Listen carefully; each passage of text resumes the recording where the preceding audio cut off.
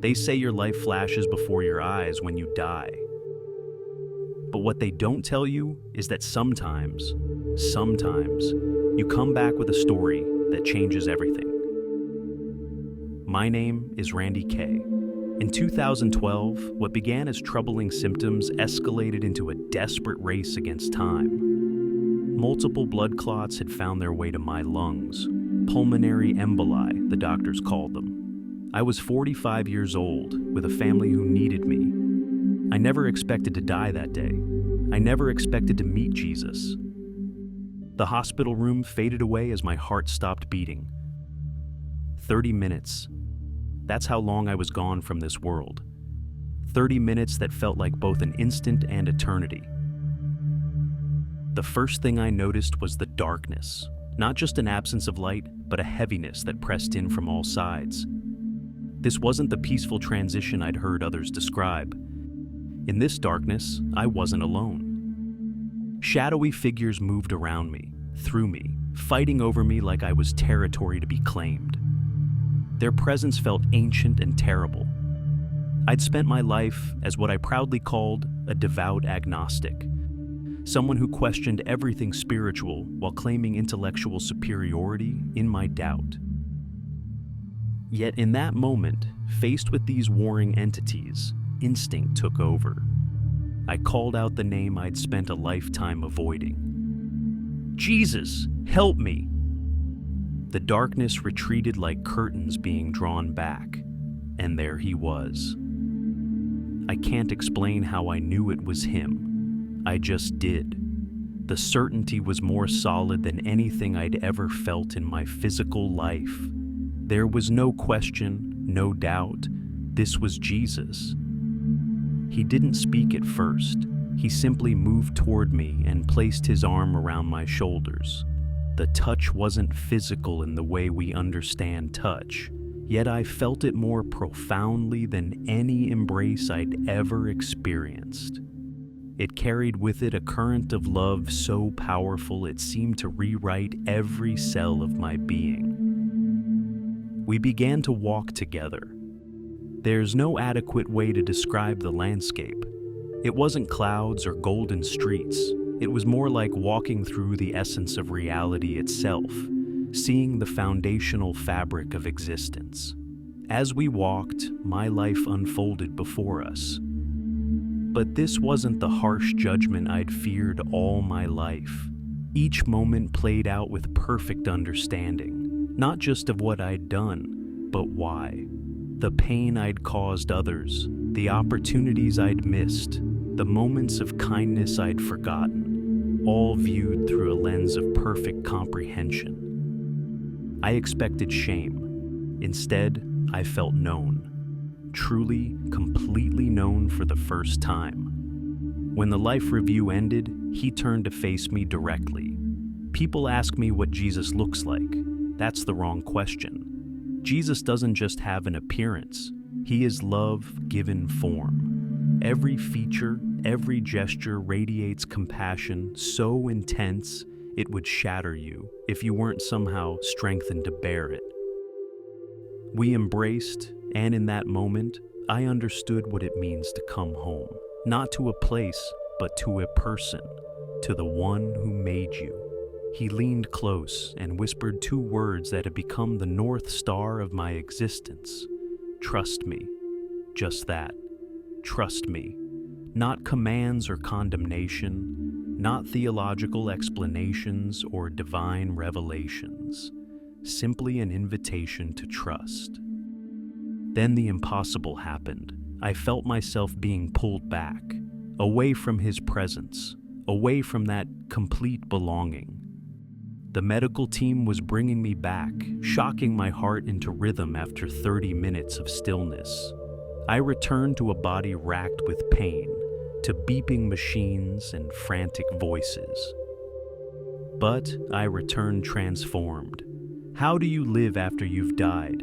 How do you walk through ordinary days after you've walked with Jesus? These questions have defined the 13 years since my experience. I've written books trying to capture what happened to me. Dying to meet Jesus became my attempt to translate the untranslatable. I've spoken to thousands, sharing my story with anyone who will listen. Not because I'm special, I'm not, but because what I experienced is available to everyone. The skeptic I once was would have dismissed my own story. I understand the doubters. I was the chief among them. But death stripped away my pretenses.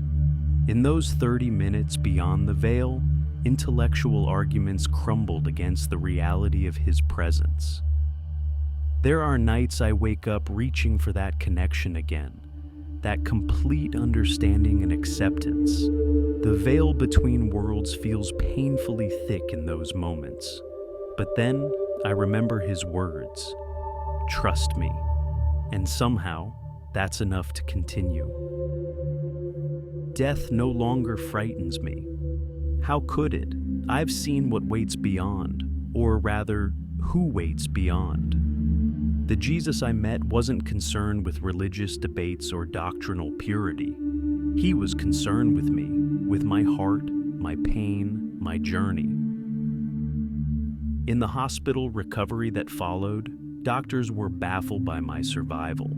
30 minutes without oxygen to the brain typically means severe damage. Yet here I was, not only alive, but more fully alive than I'd ever been.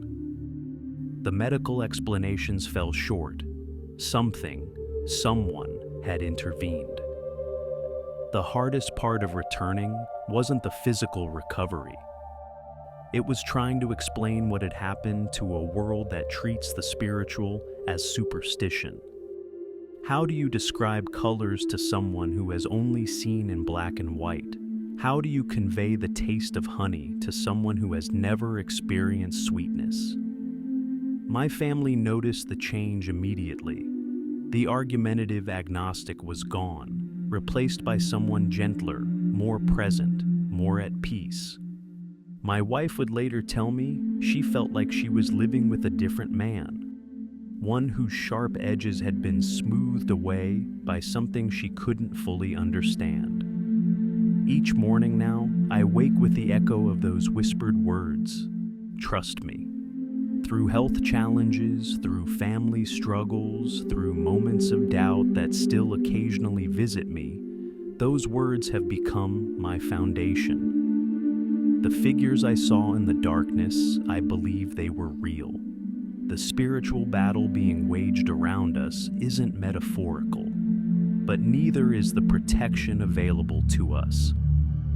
I called his name, and he came. It's as simple and as profound as that. Some theologians have questioned my experience, picking apart details that don't align with their interpretations of Scripture. I understand their concerns, but I can only speak of what I saw, what I felt, what I know to be true.